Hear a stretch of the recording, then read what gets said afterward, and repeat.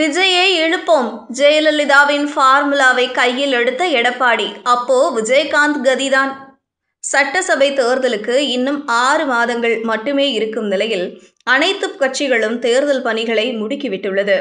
அதிமுக பொதுச் செயலாளர் எடப்பாடி பழனிசாமி ஒவ்வொரு தொகுதிக்கும் சென்று மக்களை சந்தித்து திமுகவுக்கு எதிராக பிரச்சாரம் மேற்கொண்டு வருகிறார். அதேபோல் பாஜகவுடன் கூட்டணி அமைத்தது ஏன் என்ற விளக்கத்தையும் அளித்து வருகிறார். இதனிடையே கரூர் விவகாரத்தில் தாவேக்காவுக்கு பின்னடைவு ஏற்பட்ட நிலையில் எடப்பாடி பழனிசாமி விஜய்க்கு ஆதரவாக கருத்துக்களை தெரிவித்து வந்தார். இந்த சூழலில் நாமக்கல் மாவட்டம் குமாரபாளையம் தொகுதியில் அதிமுக பொதுச் செயலாளர் எடப்பாடி பழனிசாமி பிரச்சாரம் மேற்கொண்டார். அப்போது அதிமுக தொண்டர் ஒருவரின் கைகளில் தாவேக்கா கொடி இருந்தது. தாவேக்கா கொடியை பார்த்த எடப்பாடி பழனிசாமி, கொடி பறக்குது, பிள்ளையார் சுழி போட்டாங்க, எழுச்சி ஆரவாரம் என்று உற்சாகமாக பேசினார். இதையடுத்து பொள்ளாச்சி ஜெயராமன் தாவேக்கா தொண்டர்களுக்காக நாங்கள் குரல் கொடுப்போம் என்று பேசியிருக்கிறார். இதனால் தாவேக்காவுடன் கூட்டணி அமைக்க அதிமுக விரும்புவதாக தெரிகிறது. இதற்கு தாவேக்கா தரப்பும் இதுவரை எந்த மறுப்பும் அளிக்காமல் இருந்து வருகிறது. பாஜகவுடன் கூட்டணி அமைத்திருந்தாலும் திமுகவை வீழ்த்த அது மட்டும் போதாது என்று எடப்பாடி பழனிசாமி நினைக்கிறார். ஏனென்றால் 2019 தொடங்கி ஒவ்வொரு தேர்தலிலும் திமுகவை வீழ்த்த எடப்பாடி பழனிசாமி புதிய ஃபார்முலாவை கையில் எடுக்கிறார். ஆனாலும் திமுக கூட்டணியை எடப்பாடி பழனிசாமியால் இதுவரை தோற்கடிக்க முடியவில்லை. ஒரு கட்டத்தில் இடைத்தேர்தல் தோல்வியை தவிர்க்க எடப்பாடி பழனிசாமி இடைத்தேர்தலையே அதிமுக புறக்கணிப்பதாக அறிவித்தார். இதன் பின் திமுக கூட்டணியை பிரிக்க வேண்டும் என்ற முயற்சியில் விசிக, சிபிஐ, சிபிஎம் உள்ளிட்ட கட்சிகளுக்கு வெளிப்படையாக அழைப்பு விடுத்தார். ஆனாலும் ஆக்கப்பூர்வமாக எதுவும் நடக்கவில்லை. இந்த நிலையில் தாவேக்காவுக்கு மக்கள் மத்தியில் மிகப்பெரிய வரவேற்பு இருந்து வருகிறது. குறிப்பாக இளைஞர்கள் முதல் தலைமுறை வாக்காளர்கள் மத்தியில் விஜய்க்கு மிகப்பெரிய ஆதரவு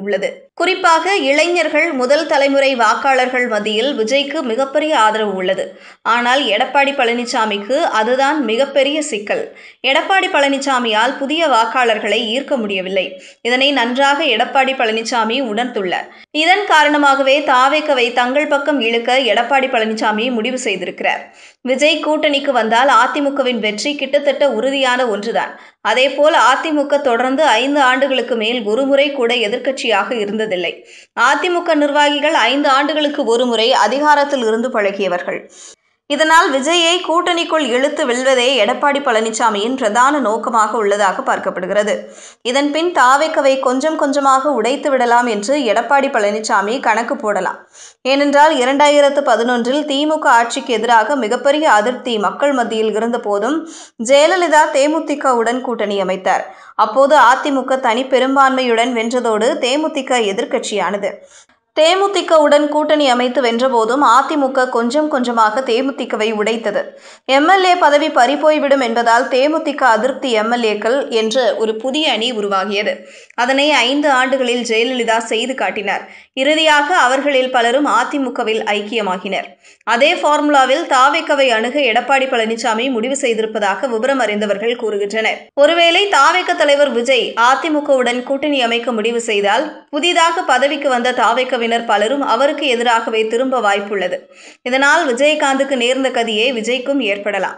அதேபோல் தாவேக்காவுடன் கூட்டணி அமைக்க வேண்டும் என்றால் எடப்பாடி பழனிசாமி பாஜகவை உதறி தள்ள வேண்டும்.